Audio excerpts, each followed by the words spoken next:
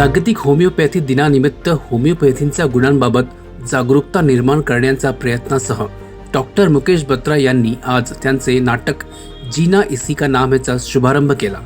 या नाटकाचा प्रयोग सोफिया बाबा ऑडिटोरियम मुंबई येथे रंगला।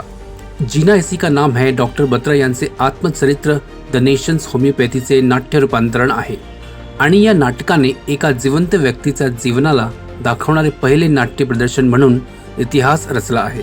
रंगभूमीमधील दिग्गज ओम कटारे यांचा रंगभूमी समूह यात्री थिएटरचे लक्षवेधक परफॉर्मन्स असलेल्या या नाटकामध्ये डॉक्टर मुकेश बत्रा यांचे वास्तविक जीवनातील भावनिक अनुभव उद्योजक, दूरदर्शी व प्रख्यात होमिओपॅथ बनवण्याच्या प्रवासामध्ये आलेले अपयश व आव्हानांना पाहायला मिळते। डॉक्टर बत्रा यांची महान कलाकृती पाहण्यासाठी उपस्थित प्रेक्षकांमध्ये रंगभूमी व अभिनय क्षेत्रातील दिग्गज व्यक्ती देखील होते, जसे गुलशन ग्रोवर, भरत दाभोळकर, राकेश बेदी, मधु, मिक्की मेहता, राईल पद्मसी, जय प्रबळ अभिनय व कथानकाकडे प्रभावित झाले।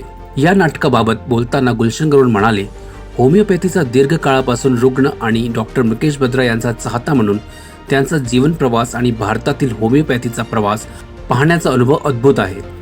हे नाटक सर्वोत्तम आहे आणि यासारख्या प्रबळ कथानकासह मी या नाटकाचे लवकरच चित्रपट रूपांतरण पाहण्याची आशा करतो। प्रेक्षकांकडून मिळालेल्या उत्स्फूर्त प्रतिसादामुळे आनंदित झालेले डॉक्टर मुकेश बत्रा म्हणाले, मी माझा जीवना प्रवास पाहण्यासाठी वेळात वेळ काढून आलेल्या प्रेक्षकांचे तसेच नाटकाचे कौतुक करण्यासोबत प्रोत्साहन देणाऱ्या सर्वांचे आभार मानतो। मी ऋणी आहे की माझ्या जीवनातील अनुभव उद्योन्मुख उद्योजकांसाठी मार्गदर्शक ठरू शकतात आणि आशा करतो की यामुळे त्यांना त्यांच्या स्वतःच्या जीवन प्रवासामध्ये मदत होईल।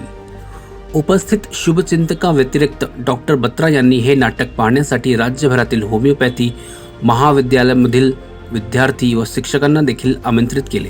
या नाटकाचे रेकॉर्डेड व्हर्जन देशभरातील व्यवस्थापन संस्था, होमिओपॅथी महाविद्यालय व लायब्ररींना दान करण्यात येईल, ज्यामुळे उद्योन्मुख होमिओपॅथ्स व भावी व्यवसाय लीडर्सना आशा व उद्योजकतेकडे धडे मिळतील। आशा व प्रेरणेचा संदेशासह हे नाटक भारतातील विविध शहरांमध्ये तिकीट विक्री करण्याच्या माध्यमातून दाखवण्यात येईल। या तिकीट विक्रीमधून प्राप्त झालेले उत्पन्न वर्षभर समाजातील गरीब व वंचित सदस्यांना मोफत होमिओपॅथी उपचारांसाठी दान करण्यात येईल। कि मुझे एक मौका मिला लोगों को इंस्पायर करने के लिए। बहुत कम लोगों को ऐसा चांस मिलता है और ओम जी ने इसको पॉसिबल किया यात्री प्रोडक्शंस के थ्रू। जैसे आपने देखा कि इसमें कम से कम 20 एक्टर थे और 100 लोगों से ज़्यादा का टीम था और मैं चाहता हूँ कि ये इसके द्वारा जो है, इस कहानी के द्वारा जो है लोगों को इंस्पायर किया जाए। ज़िंदगी जो है इतनी आसान नहीं होती, पर जीना इसी का नाम है। जी, हम चाहते हैं कि हमने इसकी एक छोटी सी एक फिल्म भी बनाई है और हम इसको फ्री में बांटेंगे होम्योपैथी कॉलेजेस में और मेडिकल कॉलेजेस में और मैनेजमेंट इंस्टीट्यूट्स में। And I hope that we are able to inspire people to lead their lives to a full. तो हम चाहते हैं कि और लोग इसे देखें और इससे दे गेट इंस्पायर्ड। जी हाँ, आज जो है वो according to World Health Organization वो दुनिया की जो है second largest system of medicine है और ये जो है बहुत बढ़ रही है विदेश में, हिंदुस्तान में भी। और मैं चाहता हूँ कि कुछ सालों बाद ये और भी बढ़ेगी और ये जो है फिर मेन स्ट्रीम मेडिसिन के पास आएगी and it will be part of integrated medicine. So basically तो जैसे आपने सही कहा कि कोरोना के समय में जो है होम्योपैथी की बहुत ज़्यादा मांग थी और होम्योपैथी जो है वो एक प्रिवेंटिव तौर के ऊपर बहुत इस्तेमाल किया गया गवर्नमेंट के द्वारा भी। और हमने खुद अपनी क्लिनिक्स में जो है 2 करोड़ से ज़्यादा डोजेज जो है फ्री बांटे लोगों को। और एक बहुत बड़ी समस्या जो हुई है जिसे हम लॉन्ग कोविड कहते हैं, वो है मेंटल डिप्रेशन और एंग्जाइटी की, और इसमें भी जो है होम्योपैथी का बहुत सहयोग रहा है। और आगे बढ़ के भी जो अगर कोई ऐसी अगर बीमारियां आएँ और ख़ास करके जो लाइफस्टाइल डिजीज़ हैं, जैसे कि हाई ब्लड प्रेशर है, डायबिटीज़ है, मेंटल प्रॉब्लम्स हैं, एलर्जी है, आर्थराइटिस है, ऐसी सब बीमारियों के लिए होम्योपैथी जो है बहुत लाभदायक है। और मुझे यकीन है कि आज आगे जाके लोग इसका और इस्तेमाल करेंगे और इससे फ़ायदा लेंगे।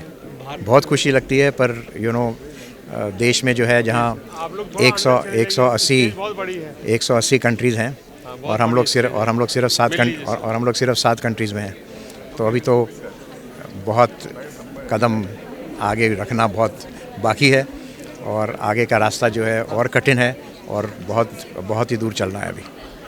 मैंने उनकी जीवनी पर स्क्रिप्ट लिखी, डायरेक्ट किया लोगों को, तो बहुत उनकी किताब को बहुत बार पढ़ा और फिर बातचीत की, बहुत लंबे डिस्कशंस चले, महीनों तक, 6 महीने की ये पूरा प्रैक्टिस है ये, तब जाके। और ये पहला नाटक है जो किसी के जीवन पर आधारित मंच पर हुआ है हिंदुस्तान में।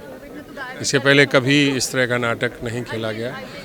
मतलब जो लोग जीवित नहीं उन पे तो बहुत बार हुआ, लेकिन जो आदमी ज़िंदा है, मौजूद है, उसके ऊपर नाटक मंच पर पहली बार हुआ है। ये हमारे लिए कह लीजिए कि एक नया अध्याय शुरू किया है हम लोगों ने। तो देखिए आगे कहाँ तक जाती है। युवाओं को कितना प्रेरणा मिलेगा इससे, सीख कितना मिलेगा? जी वही कि एक आदमी जिसने इतनी तकलीफ़ें सही, उसके पिताजी उनके साथ नहीं थे, उनका बाईपास हो गया, उसके बाद भी वो हारा नहीं और लड़ता ही चला गया। तो इसमें एक लाइन है कि अतीत के ज़ख्मों को जितना आप कुरेदेंगे उतना ही लहू बहेगा। तो हम लोगों को पुराना जो है ना, उससे हम चिपके रहते हैं कि पिताजी ने ऐसा बोल दिया था, भाई ने ऐसा बोल दिया था, ये हो गया था, वो हो गया था, छोड़ते नहीं। और ये अपने पुराने उन सब चीज़ों को छोड़ते चले गए, आगे देखते चले गए, यही उनकी जीत है।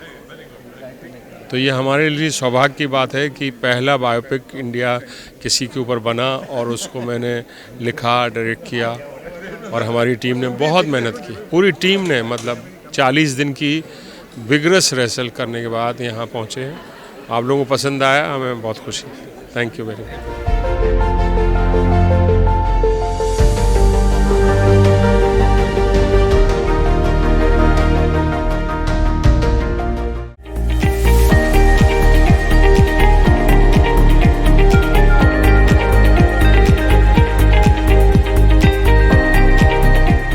CEN न्यूज देश प्रदेश की ताजा तरीन खबरों के लिए CEN न्यूज को सब्सक्राइब करें और रहें पल पल की खबर से हर पल बाखबर।